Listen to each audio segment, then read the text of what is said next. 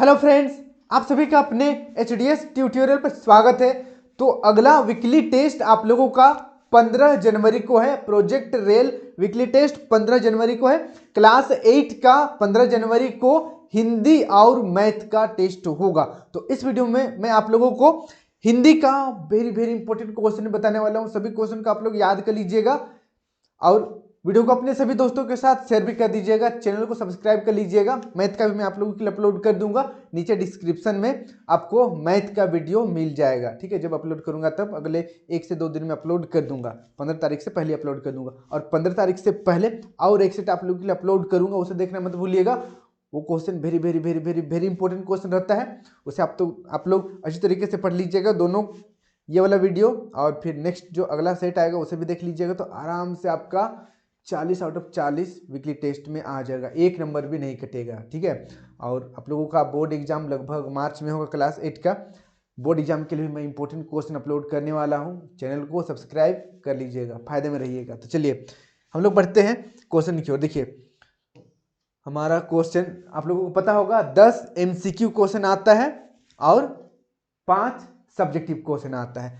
पहला क्वेश्चन देखिए, हुंडरू जलप्रपात की ऊंचाई कितनी है? हुंडरू जलप्रपात की ऊंचाई कितनी है? पहला ऑप्शन देखिए 20 फुट, दूसरा 243 फुट, तीसरा 150 फुट, चौथा 143 फुट। तो इसका सही आंसर हो जाएगा ऑप्शन नंबर दूसरा सही हो जाएगा 243 फुट। इसको आप लोग याद कर लीजिएगा। फिर देखिए नेक्स्ट सेकेंड नंबर, झारखंड की राजधानी रांची से हुंडरू जलप्रपात की दूरी कितनी है? रांची से हुंडरू जलप्रपात की दूरी कितनी है? 20 मील, 25 मील, 27 मील, 30 मील। तो इसका सही आंसर हो जाएगा ऑप्शन नंबर तीसरा 27 मील।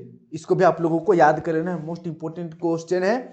फिर देखिए नेक्स्ट अगला 3 नंबर, ये सब जो क्वेश्चन है जो वीकली टेस्ट में क्वेश्चन पूछा जा रहा है और यहाँ पर जो मैं आप लोगों के लिए ला रहा हूँ important question, final board exam के लिए भी इंपॉर्टेंट है। 1 तीर से 2 निशान। वीकली टेस्ट के लिए तैयारी कीजिएगा, फाइनल बोर्ड के लिए आप लोगों का तैयारी हो जाएगा, ठीक है। तो याद करते चलिएगा।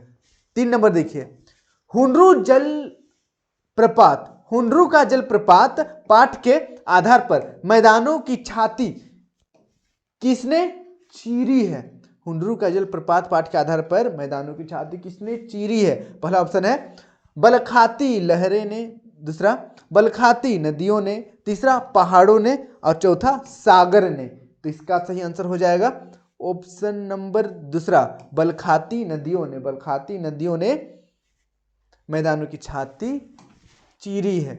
फिर देखिए 4 नंबर, छोटा नागपुर स्वर्ग का एक टुकड़ा है, यह किस पाठ से उद्दित है? छोटा नागपुर स्वर्ग का एक टुकड़ा है, यह किस पाठ में लिखा गया है बताना है। पहला ऑप्शन देखिए बस की यात्रा, इसमें छोटा नागपुर का कोई लेना देना है नहीं। दूसरा हुंडरू का जलप्रपात, तीसरा अमरूद का पेड़, चौथा मित्रता। तो इसका सही आंसर हो जाएगा ऑप्शन नंबर दूसरा, हुंडरू का जलप्रपात में यह लिखा गया है छोटा नागपुर स्वर्ग का एक टुकड़ा है। फिर देखिए नेक्स्ट 5 नंबर, हुंडरू का जलप्रपात किस नदी पर बना है? किस नदी पर है, ठीक है। हुंडरू का जलप्रपात किस नदी पर है बताना है। पहला है दामोदर, दूसरा है कोयल, तीसरा है स्वर्ण रेखा, चौथा है शंख नदी। तो इसका सही आंसर हो जाएगा ऑप्शन नंबर तीसरा, स्वर्ण रेखा पर हुंडरू जलप्रपात है। अब बढ़ते हैं नेक्स्ट अगला 6 नंबर की ओर, हुंडरू जलप्रपात किस जिले में अवस्थित है? हुंडरू जलप्रपात किस जिले में अवस्थित है? किस जिले में है? हजारीबाग, रामगढ़, रांची, बोकारो। तो चलिए इसका सही आंसर हो जाएगा ऑप्शन नंबर पहला, हुंडरू जलप्रपात रांची में है, ठीक है। रांची जिला में है। रांची जो मेन टाउन है उससे लगभग 27 मील दूर। तो कितने लोग रांची से हैं कमेंट जरूर करिएगा। चलिए अगला क्वेश्चन। फिर देखिए नेक्स्ट 7 नंबर, बूढ़ी पृथ्वी का दुख कविता के रचनाकार कौन है? बूढ़ी पृथ्वी का दुख कविता को किसने लिखा है? पहला ऑप्शन है माखन लाल चतुर्वेदी, दूसरा ऑप्शन है डॉक्टर हरिवंश राय बच्चन यानी कि बिग बॉस अमिताभ बच्चन के पिताजी हरिवंश राय बच्चन, तीसरा निर्मला पुतुल, चौथा तुलसीदास। तो बहुत इजी क्वेश्चन है। बूढ़ी पृथ्वी का दुख को किसने लिखा? ऑप्शन नंबर तीसरा निर्मला पुतुल। बूढ़ी पृथ्वी का दुख की कवित्री है। इसे आप लोग याद कर लीजिएगा, इंपॉर्टेंट क्वेश्चन है। फिर देखिए नेक्स्ट 8 नंबर, बूढ़ी पृथ्वी का दुख शीर्षक कविता में बूढ़ी पृथ्वी को किस बात का दुख है। ठीक है, बूढ़ी पृथ्वी का दुख कविता में पृथ्वी को यानी कि बूढ़ी पृथ्वी को किस बात का दुख है। पहला ऑप्शन है प्रकृति के दोहन का, दूसरा प्रकृति के प्रदूषण का, तीसरा पहला और दूसरा दोनों, और चौथा पत्थरों के टूटने का। तो इसका सही आंसर हो जाएगा ऑप्शन नंबर तीसरा।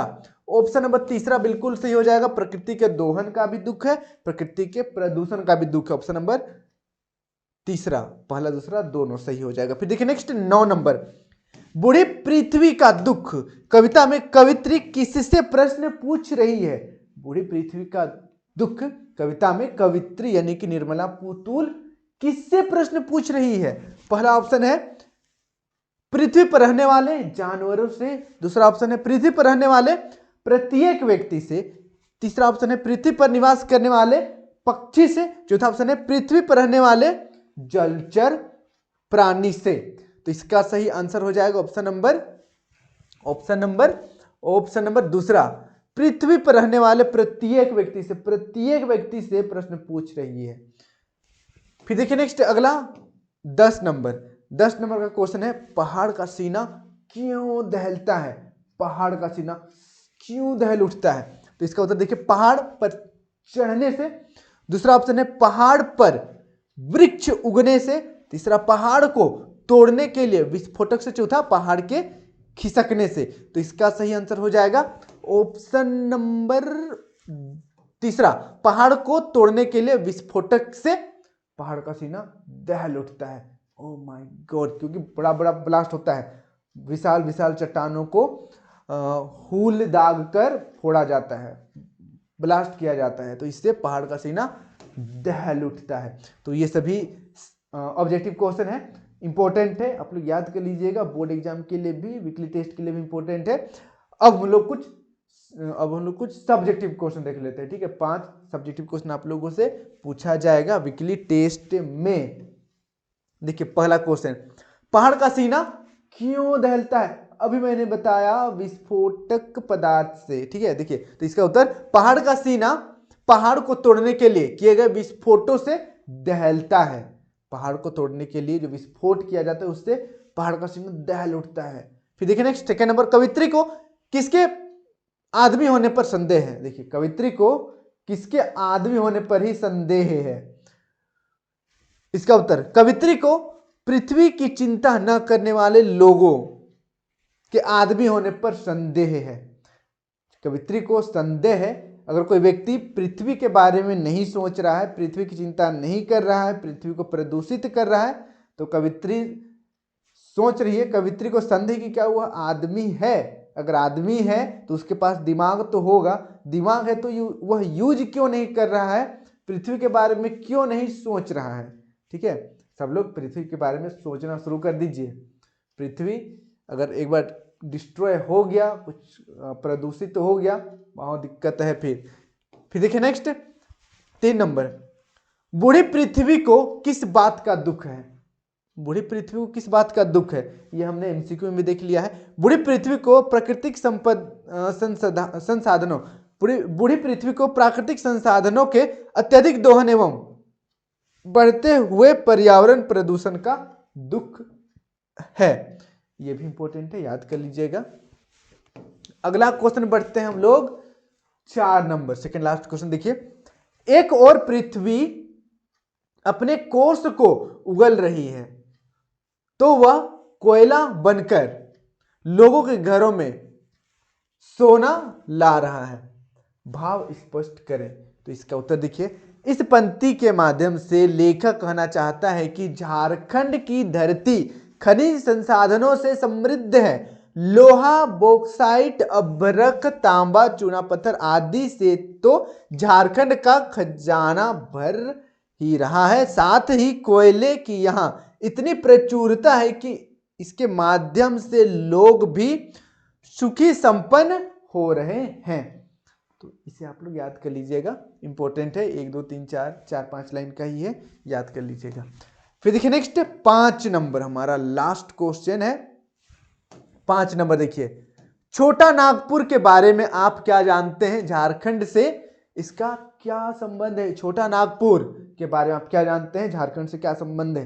तो इसका उत्तर देखिए, छोटा नागपुर एक पठारी क्षेत्र है जो संथाल परगना क्षेत्र में स्थित है। यह जैव विविधता से समृद्ध है। यहाँ पेड़ पौधे और जीव जंतुओं की कई विविधताएं मिलती है। यह क्षेत्र खनिजों से भी समृद्ध है। यहाँ कोयला, अभ्रक तथा अन्य खनिज बड़ी मात्रा में उपलब्ध है। झारखंड छोटा नागपुर पठार में ही स्थित है।